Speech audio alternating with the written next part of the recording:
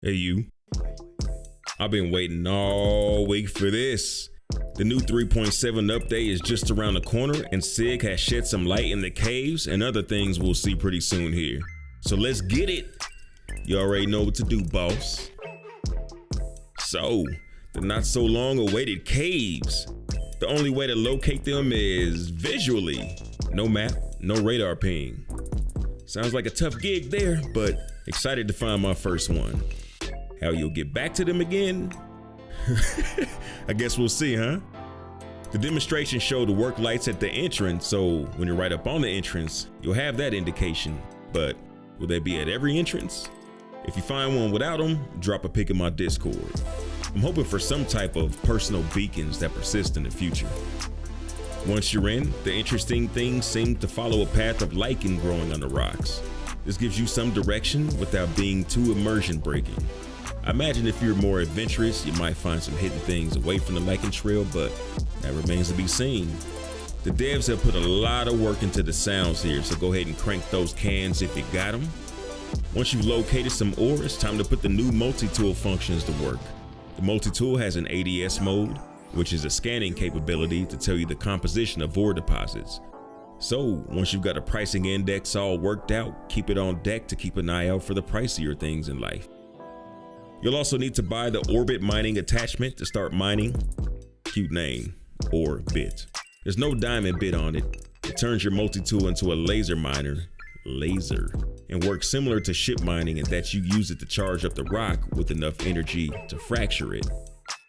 Once you've exploded it into chunks, you pick them up by hand and use stow, which is nice that the stow function has more use now.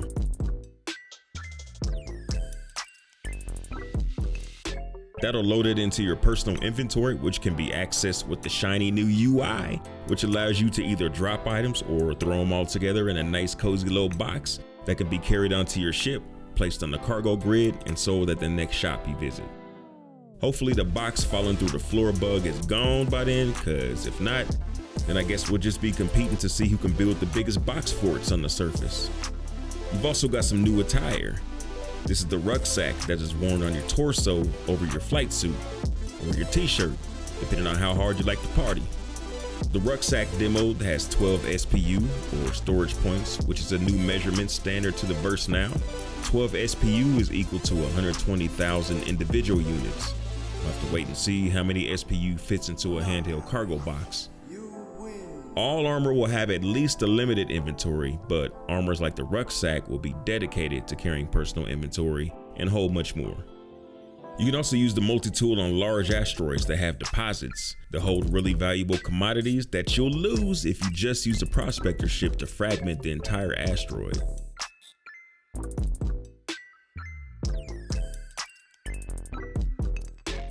Moving on, the devs found that the flashlight was so bright that it was flattening all that new sexy texture appeal in the caves, so they've introduced a new one for 3.7. It looks like the fall off is a lot further, but it's a bit more diffused and closer to a 5600K color temp, rather than that closer to halogen look that we've been rocking all along. You've also got some glow sticks to light your way, or give you the opportunity for some Who knows what'll happen if you take some glow sticks and widow to the 890 jump bar. Party like a Van Duel. Now what they didn't mention was going down vertically in the caves. We know that some of the caves will be big sinkholes, and last week there was something I noticed in the background. The homie Nate said it was probably a prop, but I'm hoping we got some climbing gear headed our way, which would just be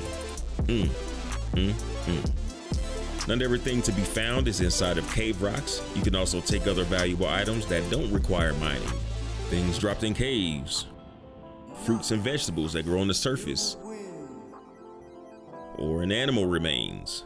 Good old mushrooms growing out of a nice big steaming pile of looks like some Red Dead love. Once you're all packed up and ready to make those sweet, sweet credits, it's time to sell.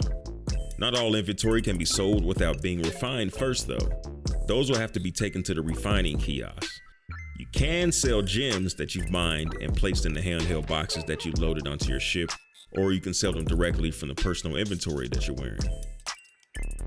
I wasn't sure how profitable it would be to go mining on foot, but Sounds like it might be a worthy enterprise. The citizen with the multi-tool can go out there and get a win, and if you have a prospect or two, you should really be racked up after an excursion. When you got into Star Citizen, did it ever occur to you that you'd be exploring caves and selling fresh ingredients that you handpicked out of an alien animal turd? Let alone be excited to do so? But these are interesting times, people. Do you plan on sweating it out, picking fruit and jumping in caves, or is this your opportunity to visit the drug labs while everybody's playing farmer? Holla back. Big thanks to the Dig That fam for your Patreon support.